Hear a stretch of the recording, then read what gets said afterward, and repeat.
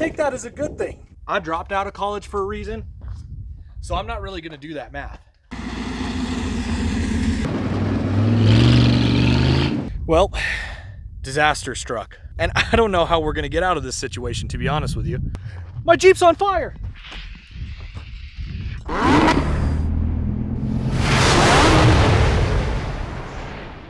Welcome back, everybody. Today we have a little bit of redneck science going on. As you can see in front of me, I've got 3 separate chemicals. And if you didn't read the title, which by the way, a little weird, but you might be asking, what do these 3 chemicals have in common? Well, that, my friends, is a blown head gasket. First chemical we have here in the middle is some radiator cleaner. That is what we're going to use to flush the radiator before trying to fix the head gasket. Second is going to be our fix-all, the liquid head gasket maker. And last but not least, the cheapest coolant I could possibly find from the auto parts store. And just to preface this, I am not sponsored by any one of these brands. If you guys think I'm making money off of this, you're sadly mistaken. In terms of money, we have no money. But these were the ones that were readily available at the auto parts store, and some of them I even picked up off of Amazon, so that I knew whatever I used here, you guys could replicate if we find out it does actually work. Which I will definitely leave links in the description for at least these 2. I think you guys can figure out where to find some coolant. Now, the second thing you might be asking is which vehicle, are we going to be choosing to fix the head gasket with this liquid head gasket maker? That brings us to our very favorite, rusty but trusty Jupe Strangler. Now, you might be asking, Jace, isn't this the vehicle that you plan on racing the hardest one-day off-road race, King of the Hammers, in 2025 with? And isn't it a little irresponsible to possibly compromise the cooling system on this said vehicle? And for that, I would have to say yes. So let's get started.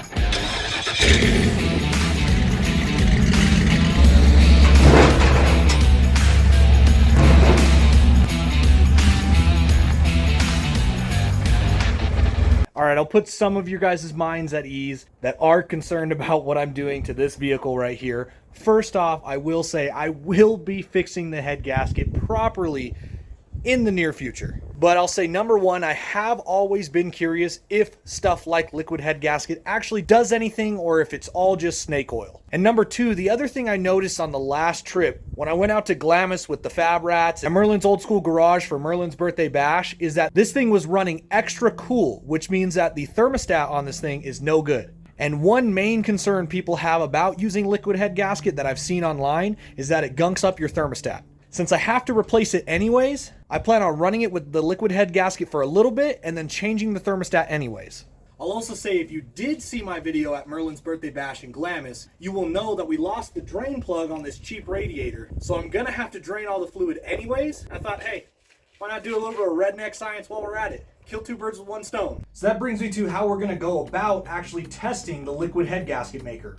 So first things first, we're gonna have to remove the stripped out drain plug, drain all the fluid that's currently in the radiator system, and replace it with some clean water so we can start with adding this liquid moly radiator cleaner. Supposedly, this stuff is supposed to give us a clean system so that when we add the liquid head gasket next, it has something clean to adhere to.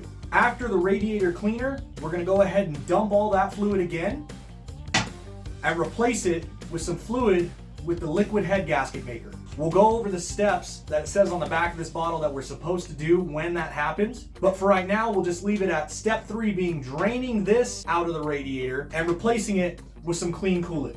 So let's go ahead and get started with step number 1.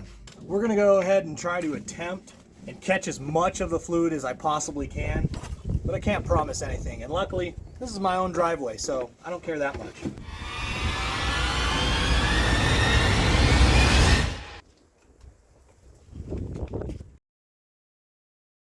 Well, we were bone dry, so I'll take that as a good thing. Oh, that's funny.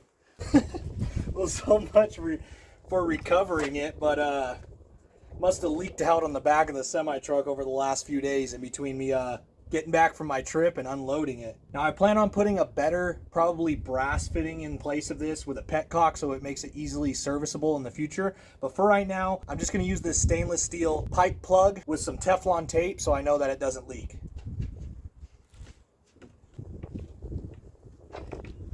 All right, so per the instructions, I'm gonna go ahead and fill it up with regular water and run this through the system for at least 10 minutes. So I'm gonna go ahead and dump all of this in first, then grab the water hose, fill it up, and let it run for at least 10 minutes.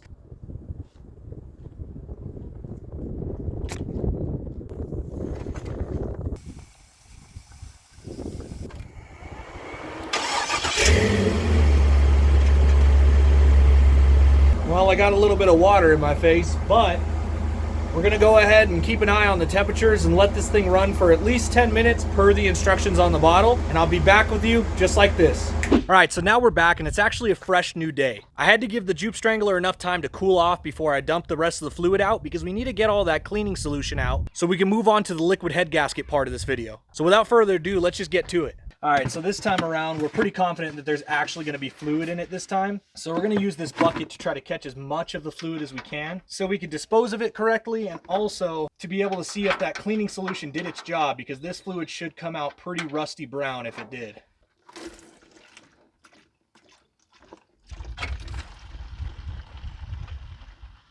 All right, that's been dripping for quite a while.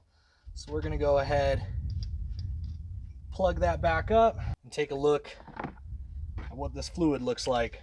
So I don't really know what it looks like on camera too much, but it's actually pretty green. You could definitely see a little tinge of a rust color, which is hopefully all that stuff being cleaned out from that cleaning solution. We're going to dispose of this the correct way and then go ahead and fill her back up. And as we all know, you should never put anything in your engine that you don't taste test yourself first.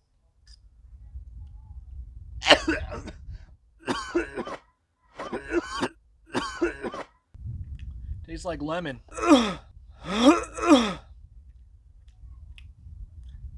Okay, so let's go ahead and dump this whole bottle in. Now, by the way, I read the instructions. There's a certain amount that you're supposed to put in based on how much coolant you have, but I dropped out of college for a reason, so I'm not really going to do that math.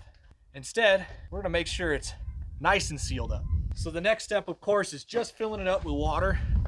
We don't want to put coolant in yet because we're going to flush it at least one more time after the liquid head gasket. So we'll go ahead and fill this up to the appropriate amount.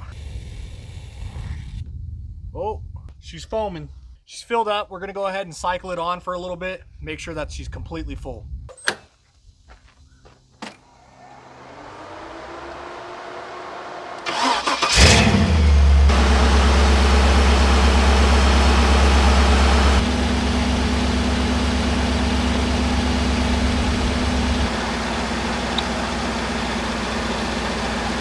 All right, so now we're gonna go ahead and open up my diagnostics app, make sure that the coolant is actually flowing through. So give me a few minutes and I'll be right back just like this. All right, so I've been running it here for about 10-20 minutes and I can see that the temperature is leveled out properly. So we know that the thermostat is working and we've got enough fluid for it to cool itself. But to really know if this liquid head gasket does anything, we have to go drive this thing. And that, my friends, is my favorite part.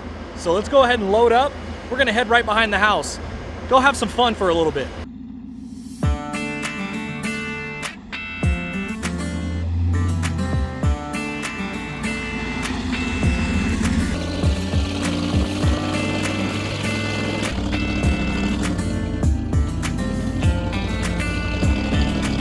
Well, that was short-lived because it's already spraying out of the hood. Barely see it probably. I'm gonna go ahead and pull up my app real quick and see what temperature we're running at because that could just be compression inside the radiator system or we could be overheating. I don't know yet. So we're gonna go ahead and pair to my wireless scanner thing here. Which looks like it paired through right now. And see what we've got for engine temps. Because it could just be overflowing because of the head gasket leak and because I just filled it up right now, or it could actually be overheating. We don't want that. Yeah, see 215, it's pretty hot. I'm gonna go ahead and engine idle a little bit. see if we can get those temperatures down. If we can't, this might be a short-lived trip, just right back to the house. Luckily the temperatures are going down. So what we're gonna do is continue to drive while I keep an eye on the engine temps here and see if it starts to spike again or if we can keep it low.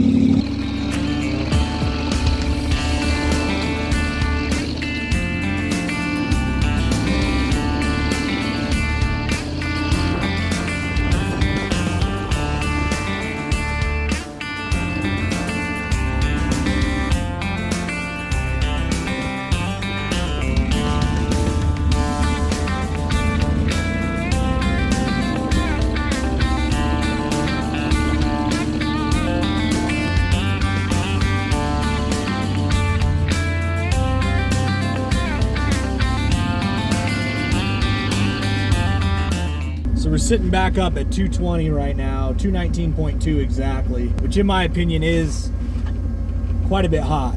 So what I think we're gonna do is go ahead and head back to the house, maybe mess with my fan wires a little bit, and maybe give it a second try and see if that changes anything, because I know that they're running the wrong direction, which some of you sitting behind the screen right now might be going, yeah, idiot, of course that's gonna cause an issue, which I know, and I was a little bit lazy and I just wanted to see what would happen. So let's go ahead and head back to the house and try it again. So I went ahead and flipped those wires around so the fans are now blowing the correct direction. So we're gonna jump right back in the Jupe Strangler and see if it changed anything. So one of the funny things I'll say about rewiring those fans was I found that only one of them was backwards polarity.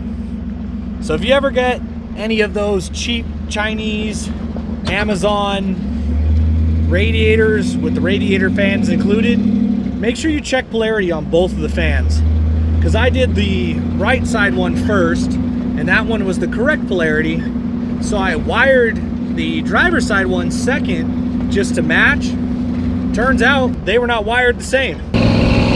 All right, so we got up to basically the same spot we were at earlier when we felt like it could have been the fan that was causing the issue. But I just checked my app right now and we were sitting at 230 degrees, which is about 20 degrees hotter than what we should be for this model motor. One of the things I'm gonna do right now is just let it idle a little bit, see if the temps can be brought back down, and then we'll think about what we should do from there. Well, we've been waiting here for about 5 minutes and we're back down to the correct operating temperature, what I like to see. And what I mentioned before about the whole liquid head gasket thing is, for it to do its job, it actually has to run through the system. So what I'm gonna do is drive this thing a little bit faster pace to get some more air flowing through the radiator, see if we can keep those temps cooler during this testing period so we can see if the liquid head gasket is actually doing anything or if it's just a complete bust. Also, one of the other tests I like to do is after I've been sitting here idling for a little bit, if I stab the throttle, this thing usually blows a bunch of smoke out the exhaust. So let's see what happens when I check that.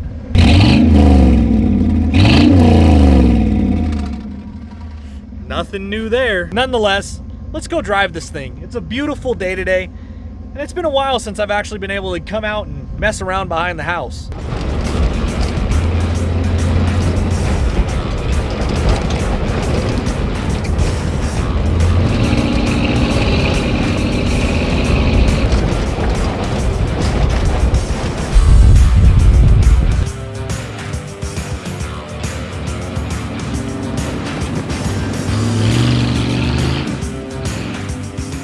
Well, disaster struck. So when you saw my really cool little slide I did in the last clip, yeah, well, I kind of forgot that I was really low on fuel in the tank, and my fuel pump decided to suck up a nice air pocket, which I'd be lying if I said it didn't happen to me before and I didn't know already going into it that it could happen. But now we're sitting here and I don't know how we're gonna get out of this situation, to be honest with you. So let me take a few minutes to figure out what my plan of actions is here, and I'll be right back with you. All right, so hopefully I won't be needing it, but I got the fire extinguisher out because we're gonna be doing something that I really don't like to do. Right behind the intake, I don't know if you could see it, but there's a little tiny bleeder valve. It's a bleeder valve for the fuel system. It's also where you would normally hook up like a fuel pressure gauge if you needed to test how much fuel pressure you were getting at the fuel rail. But what I'm gonna use it for today is a bleeder valve to try to get that air out of the system. The fire extinguisher is my backup but definitely not my plan. So hopefully I don't have to use that.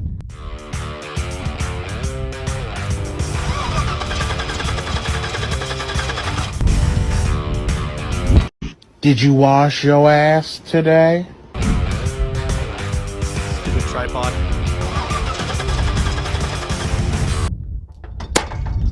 Problem is, my fuel pump is an external fuel pump outside of the gas tank. And when it gets an air pocket in it, it won't pump any fuel.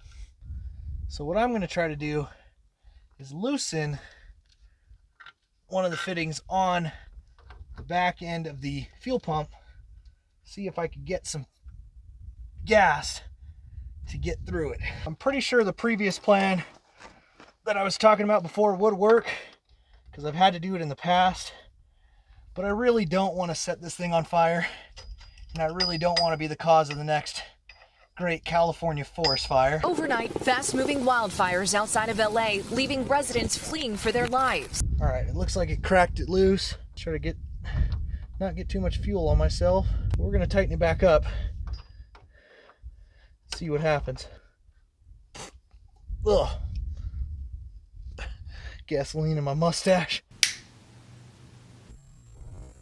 Let's give that a shot, please.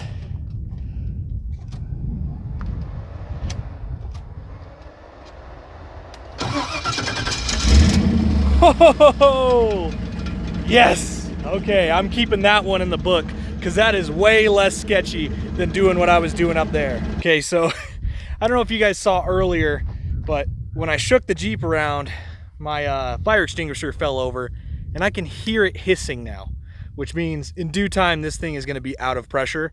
And I thought, hey, let's take a trip to Mexico real quick, the land of everything being legal, and let's set off a fire extinguisher, because why not? That was dumb. Do not inhale right when setting up a fire extinguisher. Sadly, I'm going to have to buy another fire extinguisher, but at least get some use out of it, right?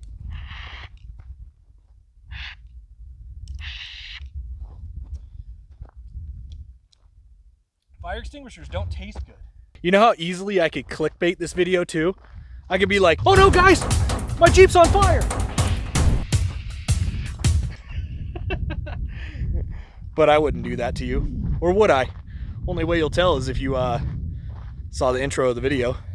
Gotcha, bitch. All right, enough playing around. I'm gonna head back to the house and talk about our findings. And we're back home. Now that I'm not worried about making it to here, I want to talk about what my findings were on the liquid head gasket. I'll start with saying I will be swapping out the fluid inside here with coolant, but since you guys have seen me drain it before, you pretty much know what the next steps are. Drain it, fill it, rinse and repeat. But the whole reason why you clicked on this video, other than to see this beautiful face, is does liquid head gasket actually work? And I will mention, the overheating issue seemed to go away the faster I did drive, which of course, if you know how a radiator system works, you're gonna say, of course it did. But I think part of my overheating problem is not just the head gasket issue, but also these cheap Amazon radiator fans that will be thrown in the trash well before King of the Hammers 2025. As for if the head gasket maker actually works, I would like to say, kinda? I will show you, if you look at the top of the radiator, all this white stuff that was coming out of the overflow, That's what she said. is what the liquid head gasket solution actually is. So if you're curious what it looks like on the inside of your engine, it's gonna be something kind of like this. And for the right head gasket leak, the right situation, I feel like the head gasket maker can be a temporary solution. Personally, I was doing this more for an experiment for fun, because I will be putting a head gasket on this thing well before I do King of the Hammers next year. But as for a permanent fix, I'd say, honestly, no. This is more of a, hey, I've got my beater commuter car that's overheating when I drive to work. I'm gonna dump some of this stuff in and see if it fixes my problem temporarily. Also, I wanna mention, this is the first time I've done this sort of review style or experiment style content like you guys have seen here today. So I'm curious if you guys like it. If you do, please do drop me a subscribe, shoot me a comment, like, all the rest of the things, and I'll definitely take that information into consideration for the future videos. Other than that, thanks for watching, and we'll see you on the next one.